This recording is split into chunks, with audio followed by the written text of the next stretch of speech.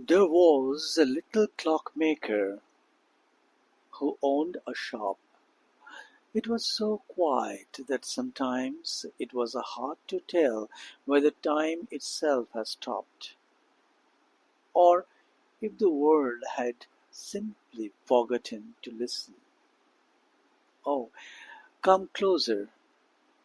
The night is deep, and the stories travel better on warm ears. Sit by the fire, and if the story finds a home in your heart, you may stay for more. Just click subscribe so I can find you again tomorrow night. Now, let me tell you about the clock that waited for morning.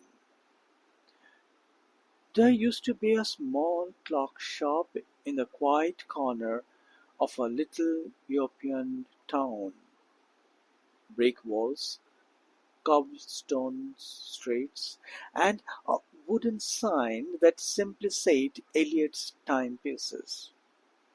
Elliot was an old man, patient at dawn, his hands always smelling faintly of oil and brass. Every morning he would wind each clock one by one. The ritual that filled the room with the hundreds of ticking hearts. The townfolk said no one understood time like Elliot. He repaired clocks the way a doctor healed patients. He could tell from a single tick whether the clock had been through neglect, rust, or heartbreak. But among all the clocks, there was one, small, silver, and quiet as snowfall, that never walked. It sat by the window, unmoving, no matter how many times Elliot repaired it. Still, every night, before closing the shop, he would polish it gently and whisper, "One day you tick again when you are ready." Years ago, when Elliot was young and full of pride, he had made this clock for someone very dear, his wife, Marian. She loved morning. "Every sunrise feels like a promise," she would say. The clock was meant to be her birthday gift. He crafted it with love, etched her initials inside, and planned to give it at dawn, when the first chime of the day would sing. But that morning never came. A sudden illness took her in her sleep the night before. The clock, unfinished, never ticked. From that day, Elliot couldn't bring himself to complete it.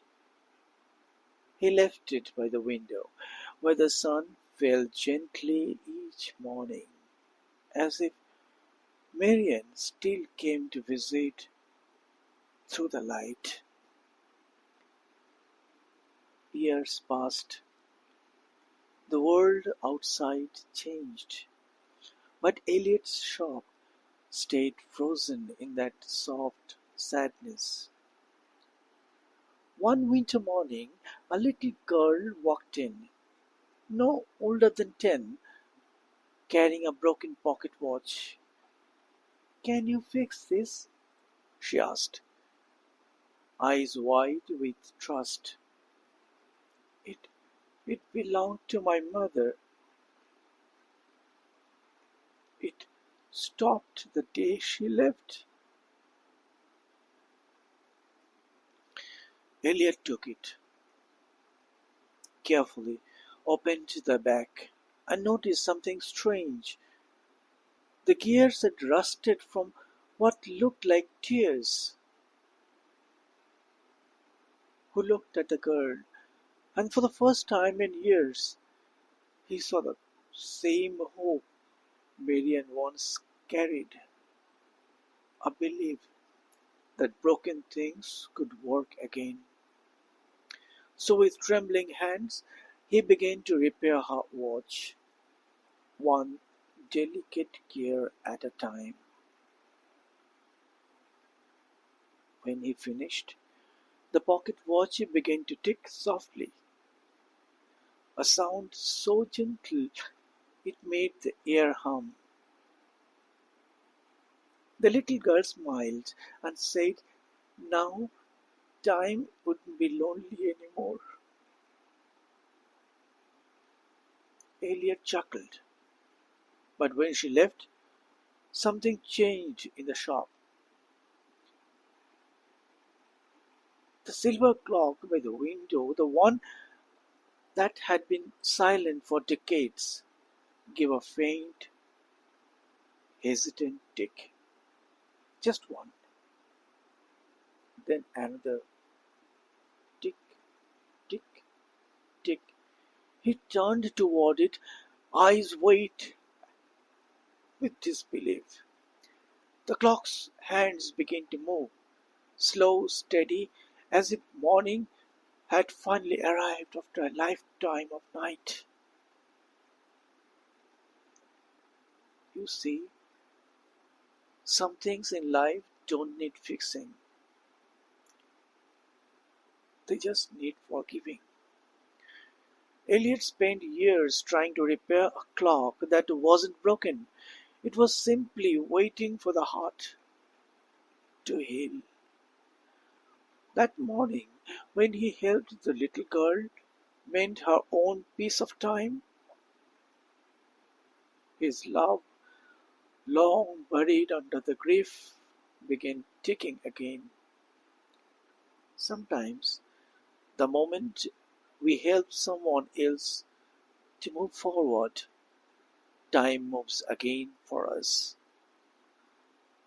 Yeah, so if ever you find yourself standing still, waiting for something that refuses to start again, remember Elliot's clock.